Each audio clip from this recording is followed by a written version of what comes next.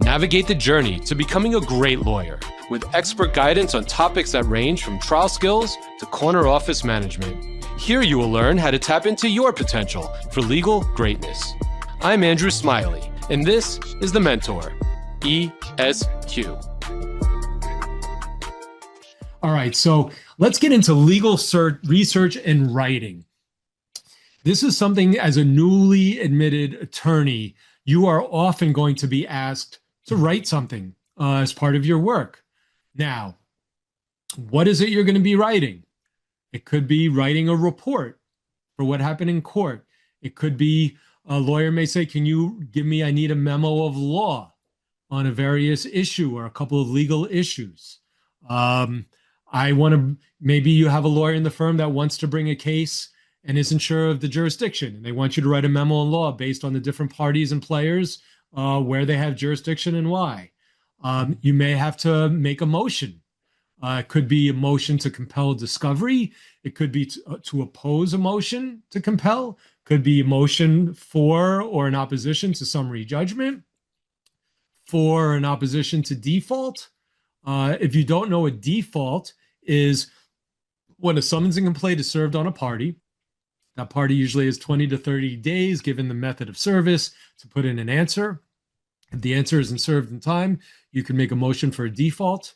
And if there's no opposition put in, and you satisfy the requirement, showing a proper affidavit of service, having your client verify documents that you are submitting, then you'll get the default.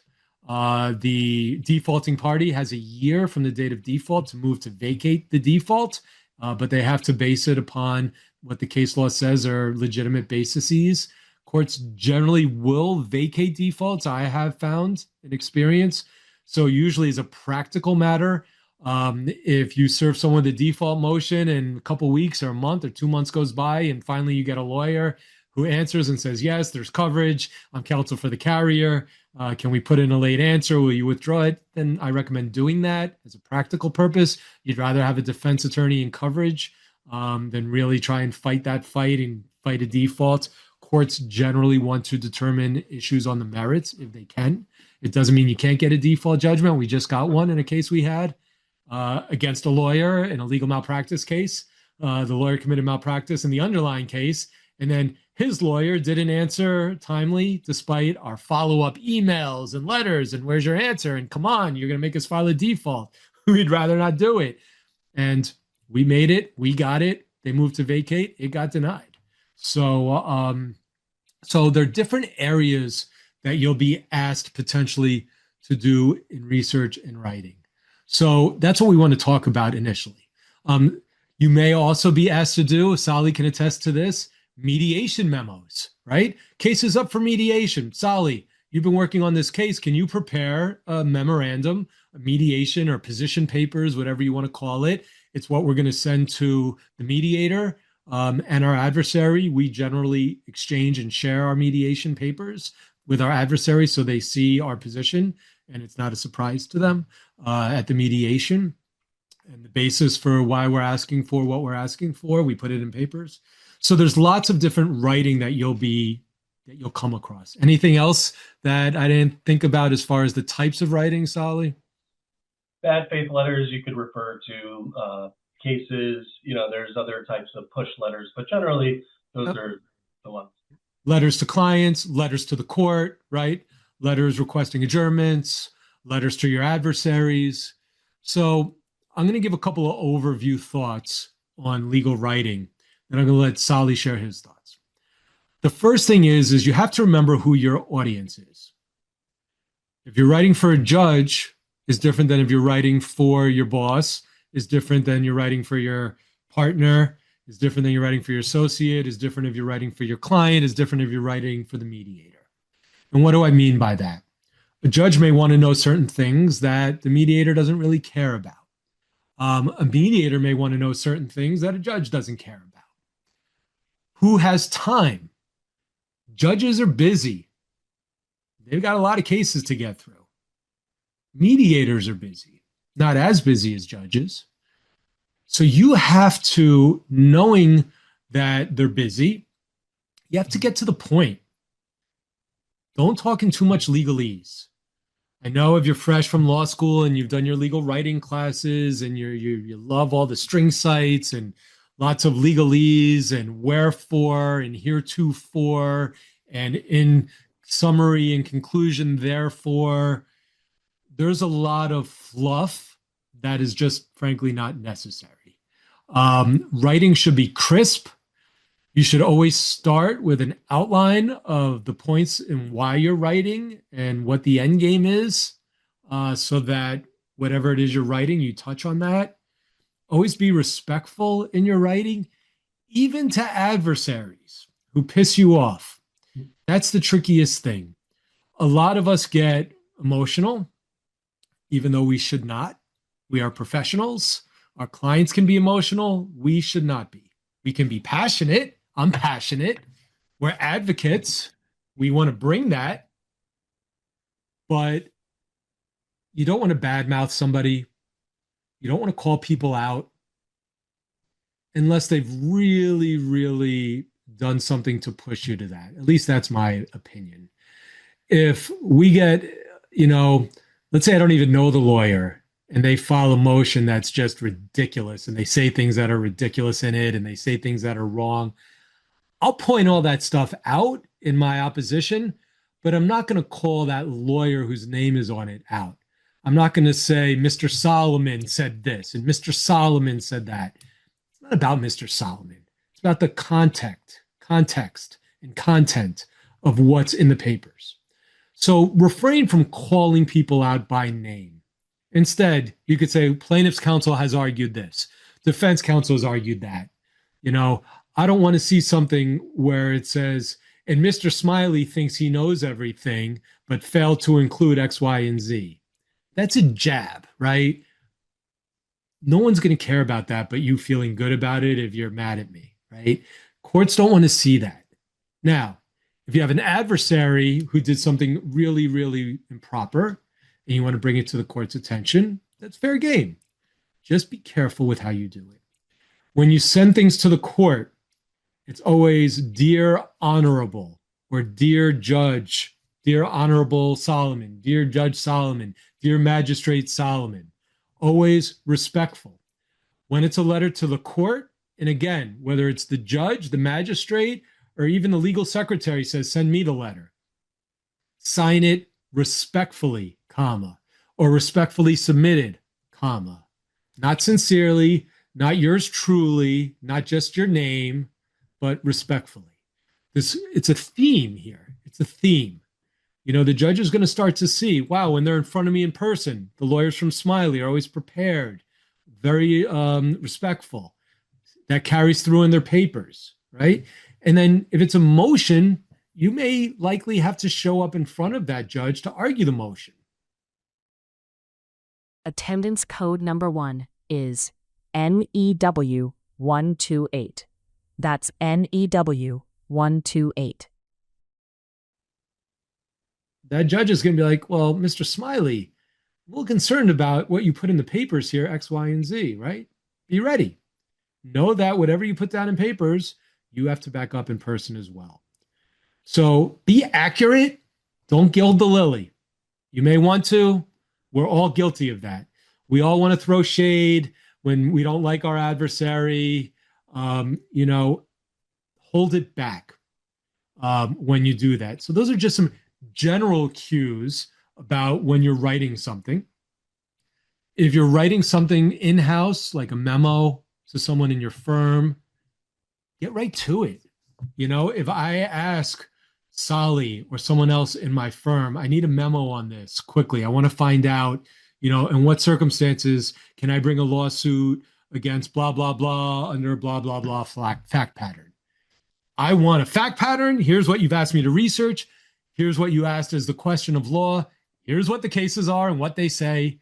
It's second department, court of appeals, first department, holds this, holds that. Be tight. Don't be long-winded. Everybody wants to get answers quickly in our profession. All right.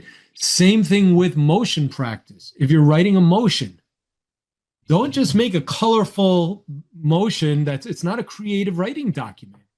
You have to back it up with facts tied to the record that you're submitting. Back it up with evidence. Back it up with the exhibits.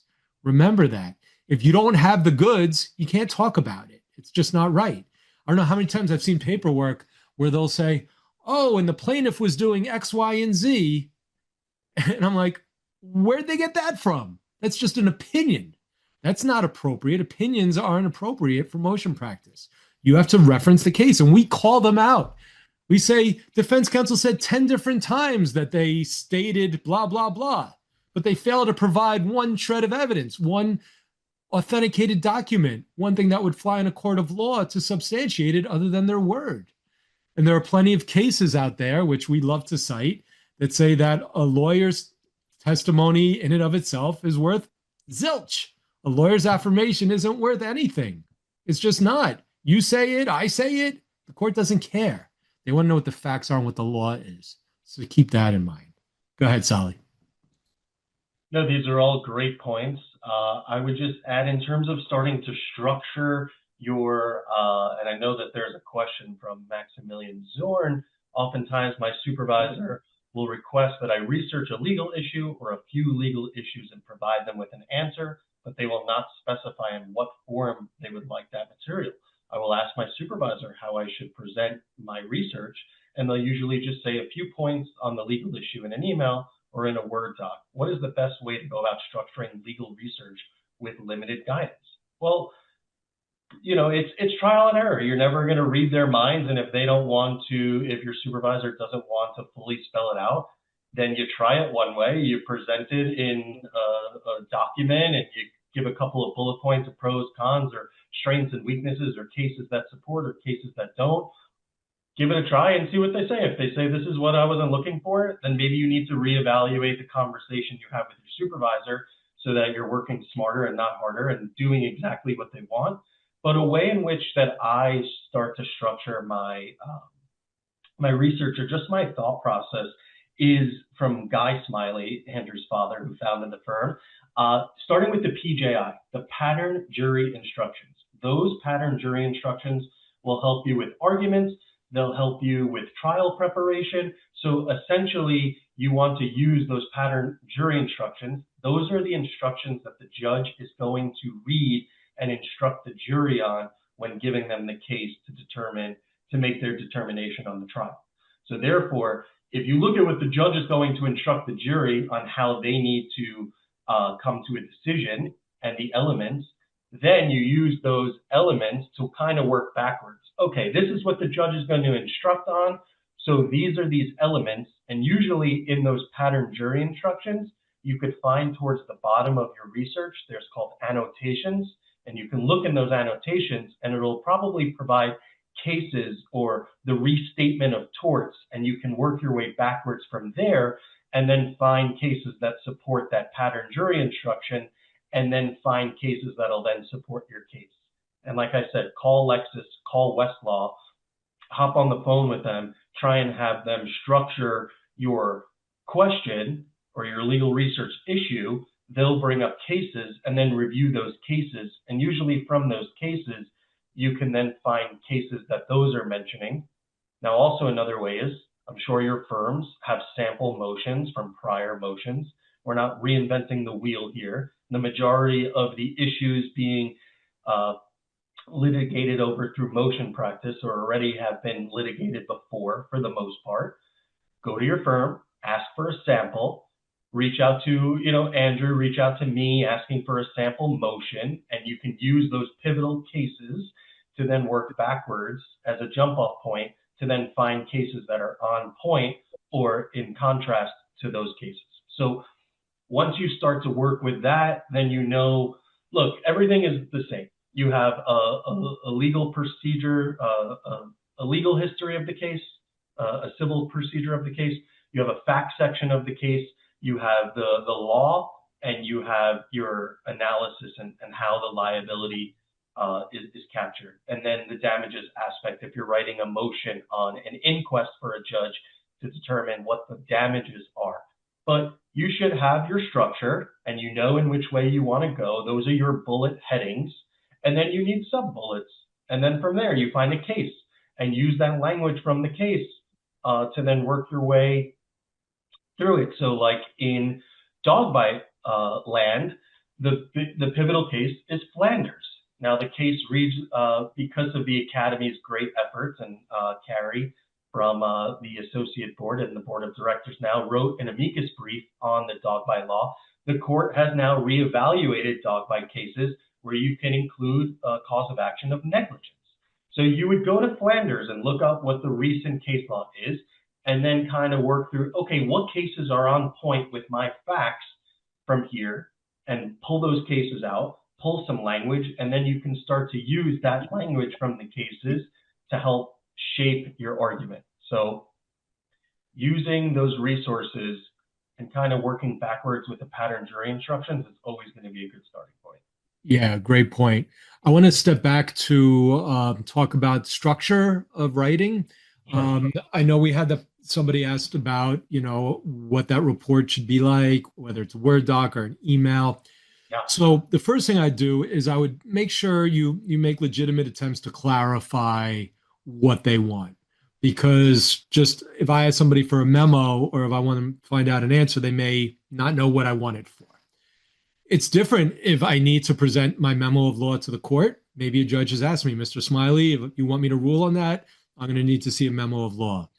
Maybe I want a memo of law to incorporate, copy and paste as a legal argument in a motion I'm working on. Maybe I just want a quick answer on something for whatever reason.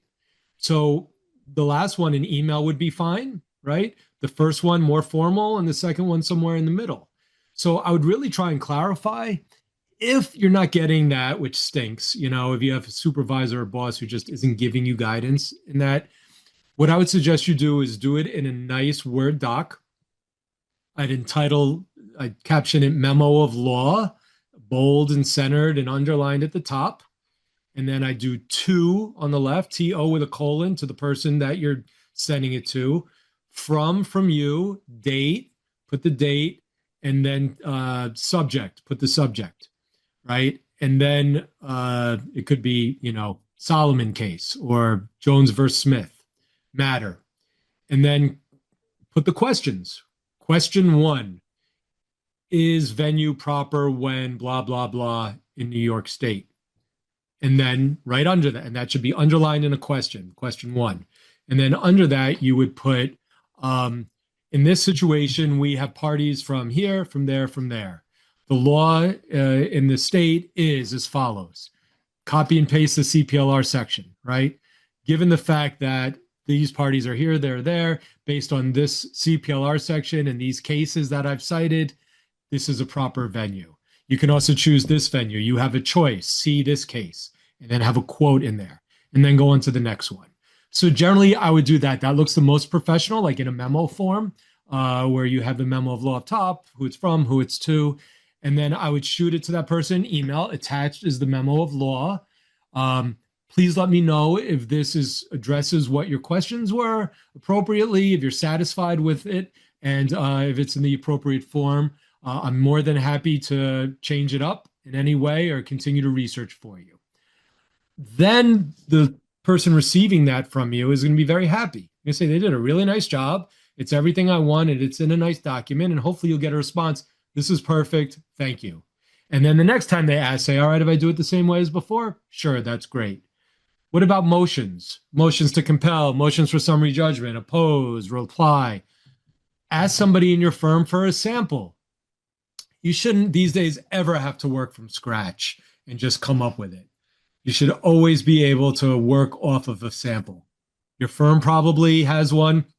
Madeline, our main paralegal, she's just a vault of information. Be like, Madeline, can you tell me a case where it was a garbage truck and a city street, and it was also a private company? I'm trying to figure out a complaint for it. Oh yeah, that was a so-and-so case. Let me pull it up, right? And then you could do some cutting and pasting.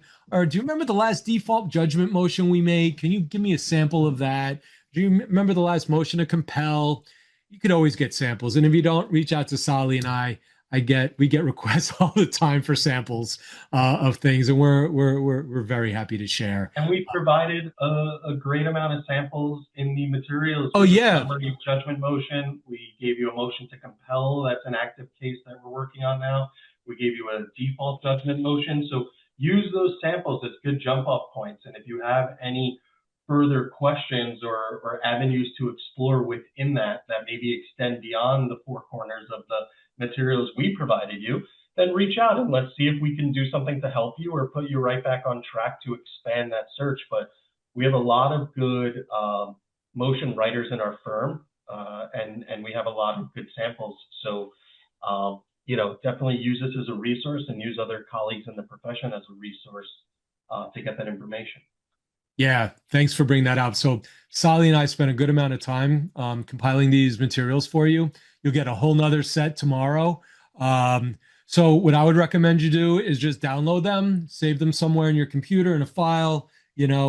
I set up files on my computer for everything possible. You should definitely have a file that's entitled like CLEs. When you get the certification showing the credits, you should save all of those in a place under CLEs. You could have credits, materials. You could have one newly admitted materials, just save it and save tomorrow's.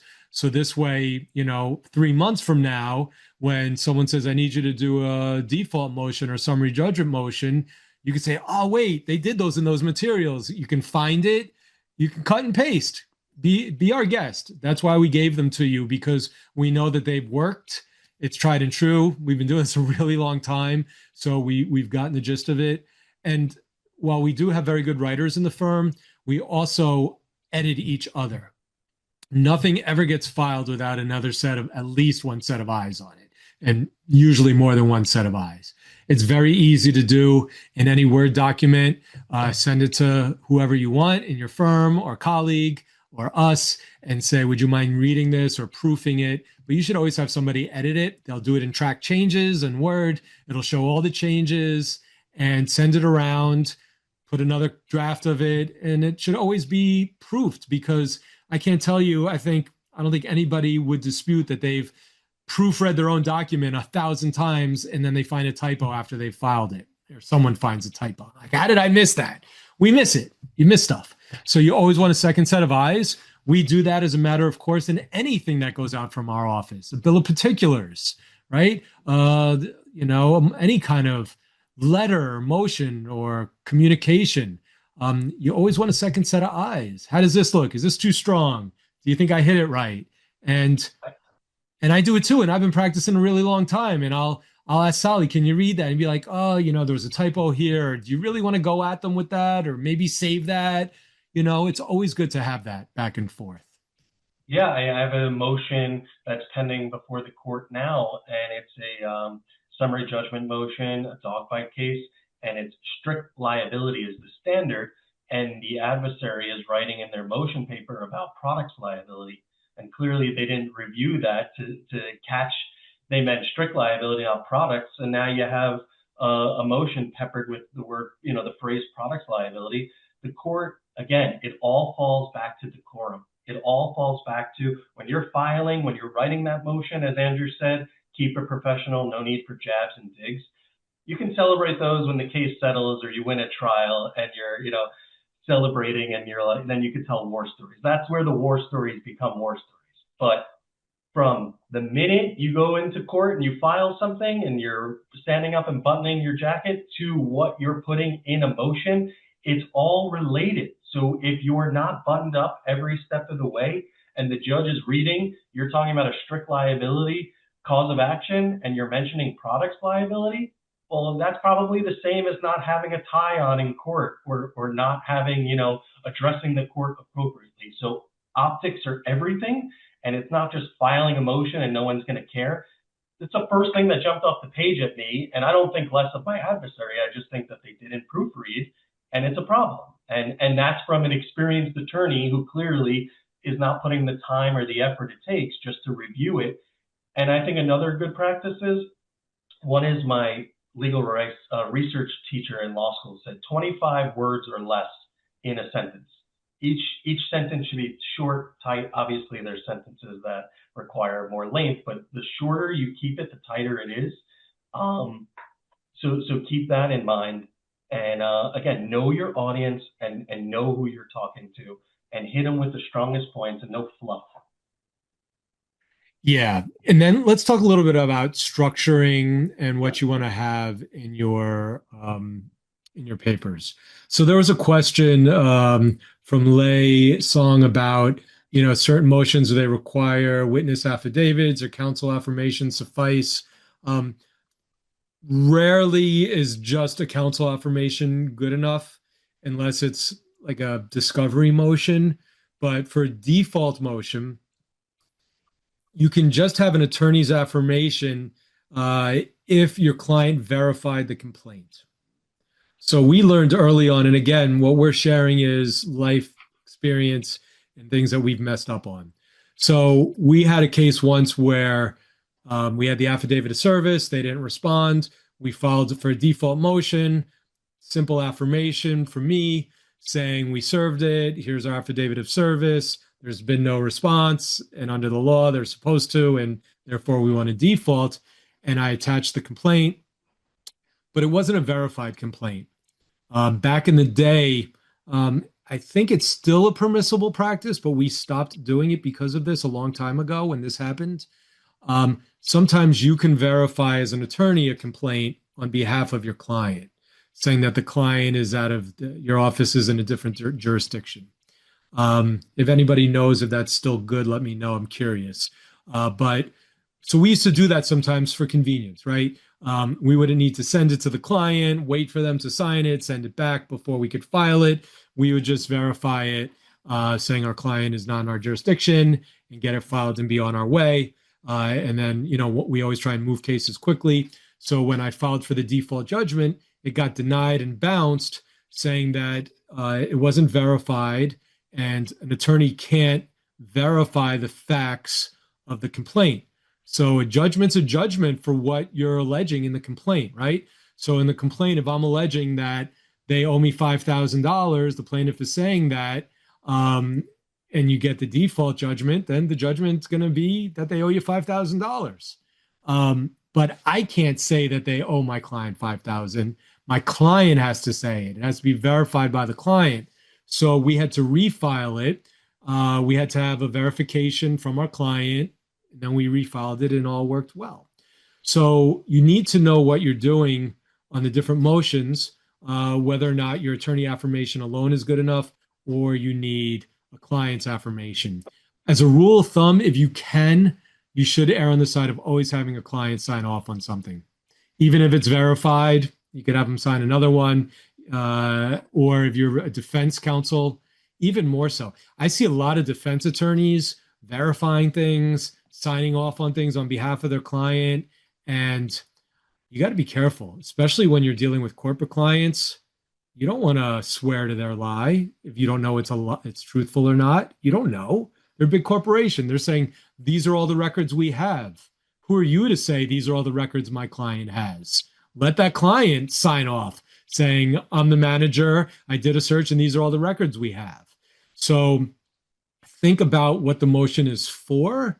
And if you're trying to vacate a default, an affirmation from you saying I screwed up and I don't want to penalize my client usually isn't that good. Lawyer error is not always a basis for vacating a default. But if the client was out of the country, if the client is the one who didn't notify the carrier because they didn't see it, or their teenage daughter brought in the mail and thought it was junk when they looked into it, then you're going to want an affidavit from the client to that. So just remember, an attorney's affirmation cannot be proof of anything, except for perhaps if you're making a motion for discovery and you're saying we served this, we still haven't had a response, I followed up with letters and you attach the letters, then that's usually fine. All right. So there we go. Thank you, Joyce. Verification is needed from client if we are filing in the same county as where they live. Attorney can verify if that's not the case. Yep. So that rule's been the same. As a practice tip, have your client verify everything. Also, what that's going to save you is a problem if a client ends up being a problem and they come back, they never told me they filed my lawsuit, or they filed the wrong thing, or I never said I lived there, or whatever. By giving them the complaint, telling them to read it, make sure everything's accurate, and if it is, sign it and send it back. There you go. They signed it. So we actually had a situation like that where a client claimed that they never authorized us to file a complaint for them, and we have them signed off on it. So, it's always good practice if you can. Obviously, if there's a statute or a deadline or whatever, you need to get it out. You got to do what you got to do. Andrew, All I right. just wanted to address two things quickly Sure. from the materials. So I'm just going to share my screen real quick. So this is one of the sample motions we provided. And Can you enlarge that? Can you Yeah, make that big? Yep.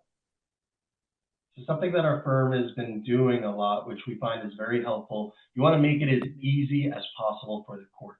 So what we do is we hyperlink a lot of these. So see it says NYSCEF number 1. If you click that, that's NYSEF. That's what we told you in part 1, where you file documents. This will take you right to the specific case, and it'll take you right to this document number to show, and it'll pull the summons and complaint. So if the court is reading this online, they can click NYSEF number 4, and it'll pull up the amended complaint.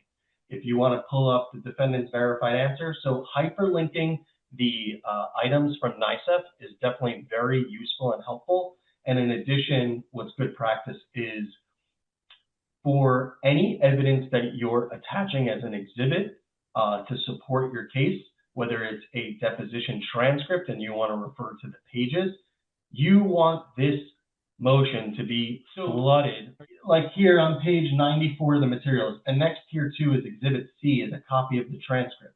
Then Exhibit C at page 20, Exhibit C at page 20 to 36, Exhibit C at page 30. You want to, every sentence that you can that is supported by the evidence you're submitting, you want to marry that sentence to that exhibit to make it idiot-proof so that the court attorney or the judge who is reviewing this motion can easily refer to that document, can easily go to that page. It's like a treasure map, and you're like, here it is, and the answer is right in front of them. So there's no way that the court can say, oh, we didn't know to look at that page. You can't just guess that the court is going to, you hand them the exhibits, you hand them the motion, you clean your hands and say, not my problem. No. It is your problem. And this is a way to avoid making it anyone else's problem. So the proof is in every citation. You're not only citing case law, you're citing, even if it's the police report, copy the police report. Exhibit A, here's the police report. Yeah, great points. And so the hyperlinking, that works for everything. And it'll still work. Basically, if you don't know how to hyperlink, you can Google it. But what you would do is you would pull up the docket, right, on eCourts or eFile or whatever it is. We use it in federal and state. You click on summons and complaint. There'll be a link at the top of your screen. You copy that, you insert it. There's an option in Word that says insert link. And you can actually put the link, and then you could say what it will show as. So it'll be, docket number, whatever. You don't have to show the whole line. That's why you don't see it. But when you click on it or you hover your cursor over it, it'll show that link. It's really helpful, especially if you want to look at your papers and review something. You don't have to look for all the exhibits. You have your papers up. You click on the link. You can see it. And Elena's asking if you're hyperlinking the document reference, do you still reference it as an exhibit and attach it as an exhibit? So with respect to the summons and the complaint and the answer, these are documents that were previously e-filed. The point of hyperlinking is that so you don't have to include it. And the summons and the complaint and the answer are not going to be a reason why you win or lose the motion, potentially. It's going to be the police report, the veterinary records, that. So that's where you want to cite that. But the hyperlinking of documents that were already uploaded to NYSEF, you're doing the court a favor or courtesy by clicking it. But just to show you, I literally just clicked on the first hyperlink that I showed you, and it pulls it up right into a PDF, hyperlink document, and this is it. So if you just click on it, it's a good resource and a good tool to use, and it's good practice. So if you have any questions of how to fully set that up, please reach out to us. I'm happy to walk you through that. So Thania is saying that she lost a motion for summary judgment on the issue of liability because I hyperlinked the pleadings within my procedural history. That doesn't make sense to me. I'd like to see that decision and find out why, because it's absolutely permissible. We've done it all the time. There are no issues with it. So I'm not sure. Maybe when you're talking about pleadings, if you're talking about like a bill of particulars or something else, maybe a document response or something like that, it depends what you're hyperlinking. But when you're making motions, you generally have to give a procedural history. And when you're doing that, that's what we recommend the hyperlinks for procedural histories. All right. Not for exhibits of importance of substance. So if it's something that's of exhibits of substance, like a transcript, I know a lot of people now file a lot of their demands and responses on the docket online. I don't know who started that, but it's certainly not required and not necessary. And I don't always like it because it's nobody's business on the docket what your demands are and what your responses are. Those are things that are served directly on each party.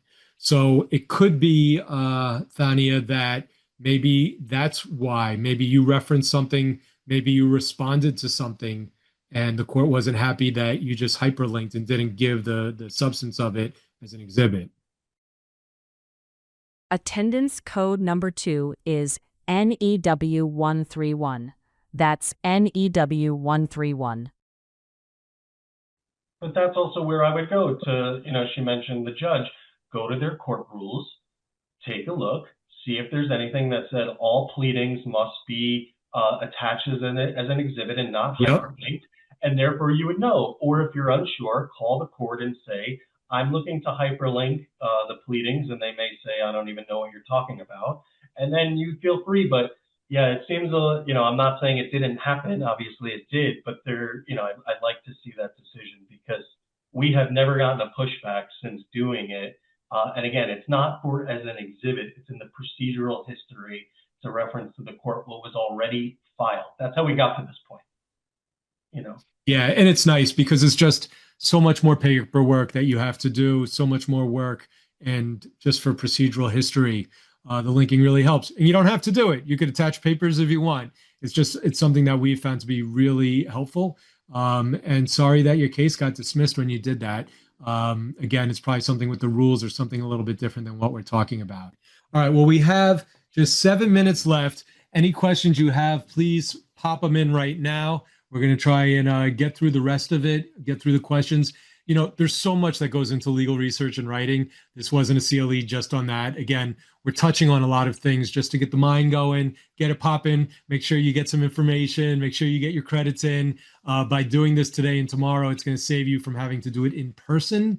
Again, that's going to kick in next year, where all newly admitted attorneys, as defined by New York State Office of Court Administration, are going to have to be in person. Hang in there with us, folks. We've got 6 minutes. Let's wrap this up. Let's finish strong. We're going to come back and do it again tomorrow. And tomorrow, I got to say, is trial skills, which is kind of my thing. I'm pretty excited to talk about all of that. We'll have a good time tomorrow. But let's get through the last of the questions. Tatiana, thank you for all the questions today, is asking resources that can be used to find defendants' addresses. Individuals are a pain when they don't update their information in Department of State, how to serve them. Yeah, finding people is tricky sometimes, for sure. So what we'll do is we just try like Google searches. I have there's all these people finder websites. I have one of them called White Pages. I think I pay like $9.99 a month for. That helps sometimes find people, sometimes not. So if that all else fails, then you have to use your investigators. Your investigators will usually be able to search people. If you have access to the DMV database, some people do, they subscribe, you could look there. So it's kind of difficult. Look online, worst comes to worst, just get an investigator. That's when we hit our wits' ends. That's what we do. All right. Andres, is there any statement statute we should include or refer to whenever doing hyperlinks? Or is it good simply with adding the hyperlink at the end of the sentence? in my opinion, you're fine just adding the hyperlinks. Again, just check the judges and courts rules, see if they have a problem with it. I'd be very surprised if they do. It makes their life easier. They like less paper as well. And what you may want to do is just clarify in the motion papers that these are links to the docket directly that can be accessed here. You can put it in each sentence. You can maybe do a footnote after the first one and saying all of these are clickable links that will take you directly to the dockets referenced therein. I think that should be sufficient to do that, Andres. All right, Kelsey, I wonder if other states require filing of document demands on the docket. I've seen out of attorneys do it. That's a good point. And then Benjamin pointed out that many times attorneys may file their demands because it constitutes service.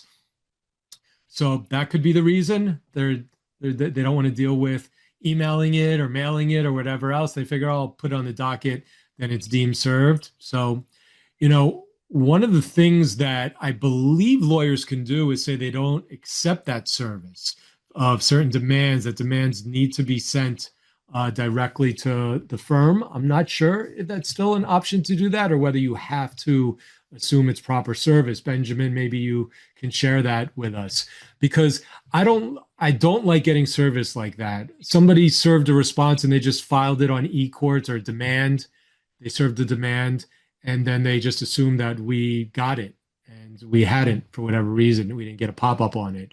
So as a practical matter, I certainly, if I was serving demands on anyone, I wouldn't just file them on the docket. We never file our demands on the docket. We serve them on defense counsel, usually by email. And it's great with email. You could get a receipt, and you could also just say, can you please acknowledge that you received this at the bottom? And if they don't acknowledge it, send a follow-up, please acknowledge it.